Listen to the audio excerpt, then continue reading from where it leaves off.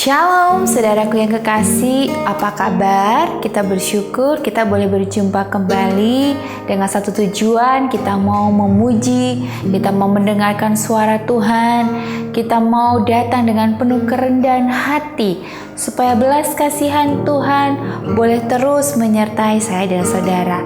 Mari kita mau ambil waktu kita sejenak untuk memuji dan memuliakan nama Tuhan. Katakan satu hal, kami mau rindu berdiam di dalam rumah Tuhan. Dimanapun kami mau berdiam, menikmati hadirat-Mu.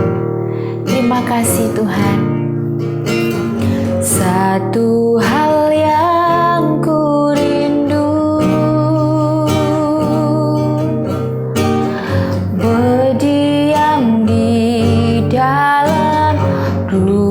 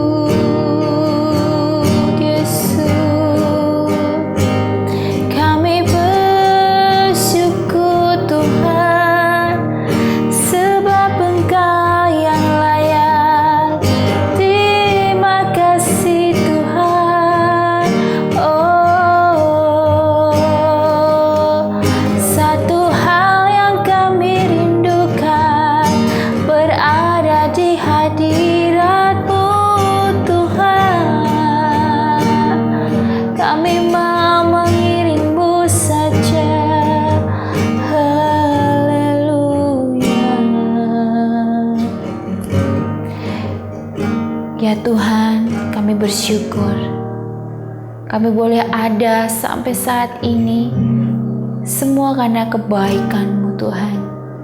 Ajari kami untuk menikmati setiap proses hidup kami bersama Tuhan. Ajari kami Tuhan memiliki hubungan yang intim bersama Engkau, agar hati pikiran kami boleh mendatangkan ketenangan serta kebahagiaan, karena kami mengingat akan Engkau.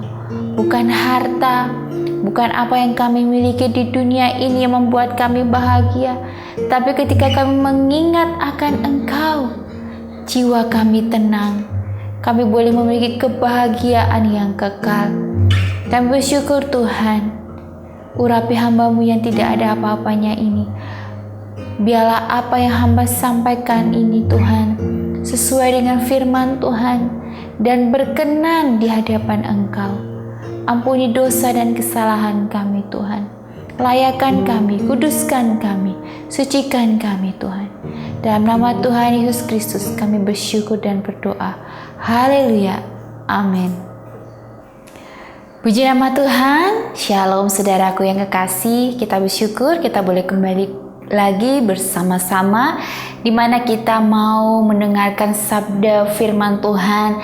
Biarlah sabda firman Tuhan yang setiap hari saudara dengar boleh menjadi kekuatan, dan saudara boleh melakukannya setiap hari. Saudara bukan hanya melakukannya saja, tetapi saudara juga boleh menjadi berkat. Dan hari ini kita mau membaca Alkitab di 1 Raja-Raja ayat 19 sampai ayat 1 Raja-Raja pasal 19 ayat 1 sampai ayat 8 ya. Elia di Gunung Horeb. Ketika Ahab memberitahukan kepada Isabel segala yang dilakukan Elia dan perihal Elia membunuh semua nabi itu dengan pedang, maka Isabel menyuruh seorang suruhan mengatakan kepada Elia, "Beginilah kiranya para Allah menghukum aku, bahkan lebih lagi daripada itu, jika besok kira-kira pada waktu ini aku tidak membuat nyawamu sama seperti nyawa salah seorang dari mereka itu, maka takutlah ia, lalu bangkit dan pergi menyelamatkan nyawanya." Dan setelah sampai ke Beersheba yang termasuk wilayah Yehuda, ia meninggalkan bujangnya di sana. Tetapi ia sendiri masuk ke padang gurun sehari perjalanan jauhnya. Lalu duduk di bawah sebuah pohon arar. Kemudian ia ingin mati, katanya, "Cukuplah itu sekarang, ya Tuhan, ambillah nyawaku, sebab aku ini tidak lebih baik daripada nenek moyangku." Sesudah itu ia berbaring dan tidur di bawah pohon arar itu. Tetapi tiba-tiba seorang malaikat menyentuh dia serta berkata kepadanya, "Bangunlah, makanlah." Ketika ia melihat sekitarnya, maka pada sebelah kepalanya ada roti bakar dan sebuah kendi berisi air. Lalu ia makan dan minum, kemudian berpaling pula. Tetapi malaikat Tuhan datang untuk kedua kalinya dan menyentuh dia serta berkata, "Bangunlah, makanlah, sebab kalau tidak perjalananmu nanti terlalu jauh bagimu." Maka bangunlah ia, lalu makan dan minum, dan oleh kekuatan makanan itu ia berjalan 40 hari 40 malam lamanya sampai ke gunung Allah, yakni Gunung Horeb. Amin ya. Di sini Nabi Elia adalah salah satu tokoh Alkitab yang sangat unik dan menarik. Di masa yang kritis dalam sejarah Israel, Allah menggunakan Elia untuk menentang seorang raja yang jahat dan membangkitkan kerohanian bangsa itu. Pelayanan Elia mengawali jatuhnya penyembahan Baal di Israel. Kehidupan Elia pun dengan kekacauan. Ada kalanya ia berani dalam mengambil keputusan, namun kadang ia juga merasa takut dan tidak berani. Hidupnya ditandai oleh kemenangan dan kekalahan yang diikuti oleh pemulihan. Elia mengenal kuasa Allah tetapi juga mengetahui rasanya depresi, ya. Di sini firman Tuhan sudah jelas sekali mengatakan bahwa Elia ini depresi sampai tidak mau makan, ya. Bahkan ya banyakkan bukan saja Elia, sebenarnya dari kita pun juga, ya saudara, seperti itu juga. Ketika kita punya masalah, kita pengennya, aduh Tuhan, sudah deh aku cepet-cepet mati aja, ya. Karena masalah nggak selesai-selesai, ya. Dan banyak orang yang depresi, saking depresinya mereka bunuh diri, ya. Banyak melakukan hal-hal yang tidak menyenangkan hati Tuhan, ya. Seperti hanya dengan Nabi Elia.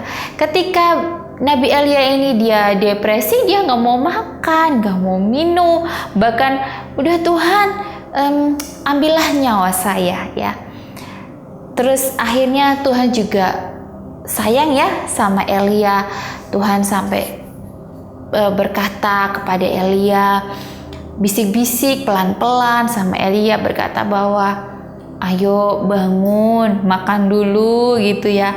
Tuhan itu datang lewat angin, lewat badai untuk bisa berbicara, ya, dengan Nabi Elia ini. Ketika dia depresi, Tuhan tuh tanya kepada Elia, ya, ada apa? Kamu itu sedang apa? Ya, sedang apa yang kamu alami saat ini? Tapi respon Elia gimana? Respon dia marah. Dia bilang, saya itu kurang apa sama Tuhan? Saya sudah banyak melakukan hal untuk menolong, ya, untuk membuat mengeluarkan bangsa-bangsa dari penyembahan berhala, ya, bahkan melakukan banyak prestasi-prestasi buat Tuhan, ya. Tetapi Tuhan tidak melihat dari apa yang Nabi Elia lakukan, tetapi yang Tuhan mau dari Nabi Elia ini adalah apa?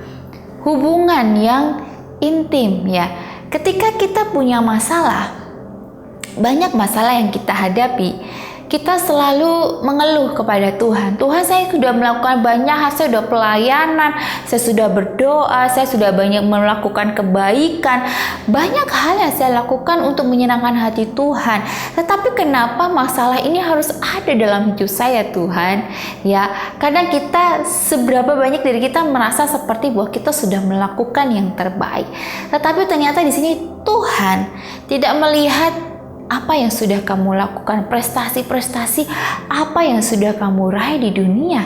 Tetapi di sini Tuhan mau, Tuhan rindu, ya, saya dan saudara punya waktu untuk datang berdiam diri di kaki Tuhan, ya, mengatakan apa yang sedang saudara alami, ya. Kenapa hatimu, jiwamu tertekan? Karena saudara merasa bahwa sudah melakukan yang terbaik, ya. Tetapi yang Tuhan mau ketika kita datang kepada Tuhan, kita mau menceritakan isi hati kita, ya, keluh kesah kita kepada Tuhan, ya, supaya ada kekuatan, ya. Kalau orang punya masalah, banyak dari kita lebih cenderung mau menyalahkan keadaan dan mengingat-ingat apa yang sudah kita lakukan. Tetapi di sini masalah yang ada, masalah yang saudara dan saya alami ini mengajarkan bahwa kita harus datang ke alamat yang tepat, ya, yaitu kepada Tuhan yang memberikan kekuatan, yang mendengarkan keluh kesah saudara dan saya, ya. Dan di sini juga, ya, Nabi Elia ini juga yang namanya sangat bermakna, ya, Allahku adalah Tuhan, ya. Dan kita melihat juga, ya, bahwa Nabi Elia ini ya menjumpai tokoh-tokoh utama yang bertanding dengan nabi-nabi palsu Baal di atas Gunung Karmel, ya. Dan setelah kemenangan hebat atas nabi-nabi palsu, hujan pun turun membasahi wilayah itu. Akan tetapi di tengah kemenangan itu, iman Elia tergoncang dan ia mengalami saudara? Depresi, Ya, Ahab menceritakan pertunjukan kuasa Allah pada istrinya Isabel. Bukannya Isabel bersumpah, ya, bukannya Isabel itu bertobat, tetapi dia malah bersumpah ingin membunuh Elia. Ya, dan Elia mendengar ancaman itu, ya dia melarikan diri di padang gurun, di mana ia berdoa, ya, supaya Allah mencabut nyawanya. Sebaliknya, Allah menyegarkan Elia dengan apa? Makanan, minuman, dan waktu beristirahat, ya. Dengan kekuatan dari makanan itu, Elia mengembara selama 40 hari dan malam ke Gunung Horeb. Di sana Elia bersembunyi dalam gua, penuh perasaan kasihan, ya, pada dirinya sendiri. Jadi, ya, beberapa dari kita juga merasa, aduh, saya tuh orang yang paling menderita, yang paling susah sedunia, ya. Sama juga seperti Elia ini, ya, saudara. Dan di sini juga, ya, dalam doanya ia bercerita bahwa dirinya adalah salah satu-satunya nabi Allah yang tersisa. Pada saat itu Tuhan memerintahkan Elia berdiri di atas gunung sambil Tuhan melewatinya. Lawatlah angin besar, gempa bumi dan api, tetapi Allah tidak berada di dalamnya. Kemudian terdengarnya suara kecil dan lembut dari Allah, dan Elia memahaminya. Allah memberi perintah selanjutnya, salah satu di antaranya mengurapi Elisa untuk menggantikan sebagai nabi, dan meyakinkan Elia bahwa masih ada 7.000 orang di Israel yang belum bertekuk lutut pada Baal. Elia menaati perintah Allah, dan akhirnya Elisa menjadi asisten Elia untuk beberapa waktu. Ya, saudara, di sini kita belajar bahwa kasus Elia ini, ya, ketika kita berfokus pada masalah atau kekacauan yang ada pada dunia ini, ya, maka fokus kita kepada Tuhan itu akan teralihkan, ya. Bahkan kita menjadi takut, bahkan kecil hati, ya, karena kita fokus pada masalah, ya, fokus pada kekalahan, atau kita fokus pada ketidakmungkinan, maka hati kita kecil, ya. Dan di sini Allah menunjukkan dirinya dalam perbuatan yang dahsyat dan penghakiman seperti angin, badai, api, dan gempa bumi. Namun Allah juga berhubungan dengan kita secara pribadi bagaikan suara kecil yang lembut, ya. Allah itu bukan Allah yang menasehatkan orang atau mengingatkan orang dengan kasar, tetapi dengan lembut, ya. Bahkan Allah membisik, ya, berbisik kepada Elia, ya.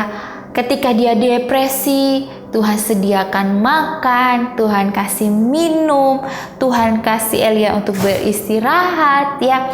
Mungkin dari kita ketika punya masalah atau depresi, mungkin saatnya Tuhan mau supaya kita mau beristirahat dulu, menenangkan pikiran sejenak, ya, saudara. Mungkin dalam pelayanan bagi kita sudah melakukan yang terbaik, tetapi ada aja orang-orang yang ingin menyingkirkan kita, atau ada aja orang yang ingin memfitnah kita, ya. Ambil waktu Anda, saudara, dan saya untuk datang kepada Tuhan, ya, minta kekuatan kepada Tuhan. Dan percaya bahwa ketika kita lari kepada alamat yang tepat, berarti saudara tidak perlu khawatir untuk menjalani hari-hari, karena kita punya alamat yang tepat. Siapa alamat yang tepat itu? Tuhan Yesus, ya. Jangan ke alamat yang salah, apalagi alamat palsu, ya, seperti mungkin kita bercerita ke teman-teman, ya, atau mungkin ke sahabat, atau mungkin ke orang-orang, ya, yang sebenarnya mungkin bagi kita tidak memuaskan karena jawaban mereka tidak sesuai yang kita inginkan. Tetapi kalau saudara datang kepada Tuhan, maka saudara akan menemukan jawaban yang bukan langsung dijawab saat itu, tetapi saudara diberikan kekuatan untuk melewati setiap episode dalam kehidupan saya dan saudara. Untuk itu jangan pernah khawatir atau jangan pernah berkata bahwa saya tidak mampu atau lebih baik saya mati saja. Tetapi ayo belajar untuk datang kepada Tuhan dengan penuh kerendahan hati ya. Karena dari situlah ketika ujian, ketika kita difitnah, ketika kita ditinggalkan, ketika kita dijauhi, di situ kita diajarkan Tuhan untuk datang kepada Tuhan.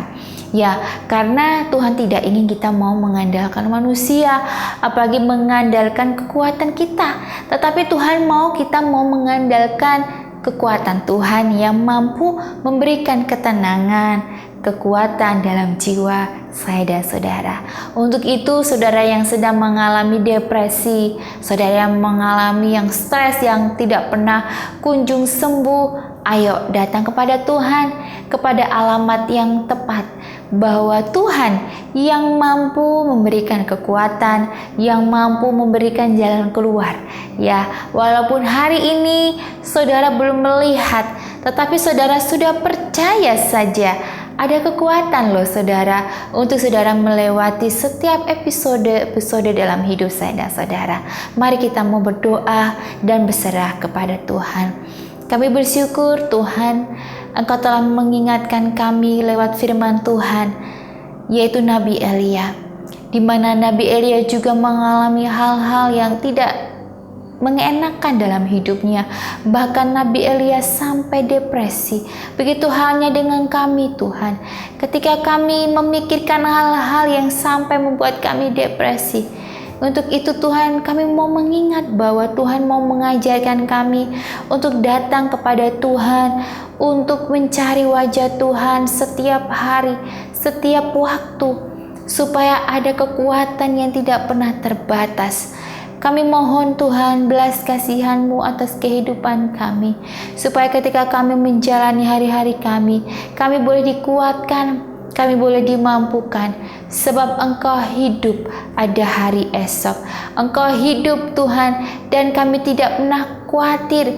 Engkau bangkit, Engkau datang ke dunia ini untuk menebus dosa kami. Dan kami percaya ketika kami mau berfokus kepada Engkau, maka apapun yang menjadi kekhawatiran kami, Engkau buang beban-beban kami, Engkau pikul beban kami, sehingga kami tidak merasa sendiri, sehingga kami tidak merasa depresi lagi, sebab kami punya Tuhan yang tidak pernah terbatas. Kami bersyukur Tuhan, kami boleh dikuatkan, kami boleh dimampukan Bapa. Ajarlah kami untuk berfokus kepada Tuhan, bukan fokus kepada dunia yang tidak membawa kami kebahagiaan, tetapi kami mau berfokus kepada akhirat-Mu ya Bapa. Kami bersyukur Tuhan, dalam nama Tuhan Yesus Kristus. Haleluya. Amin. Puji nama Tuhan. Jika saudara terberkati dengan firman Tuhan ini, saudara boleh membagikan, saling menguatkan. Ketika saudara dan saya saling menguatkan, saling memberitakan Injil, maka banyak orang boleh melihat kebaikan Tuhan, kemuliaan Tuhan boleh dicurahkan atas kehidupan saya dan saudara. Puji nama Tuhan. Shalom.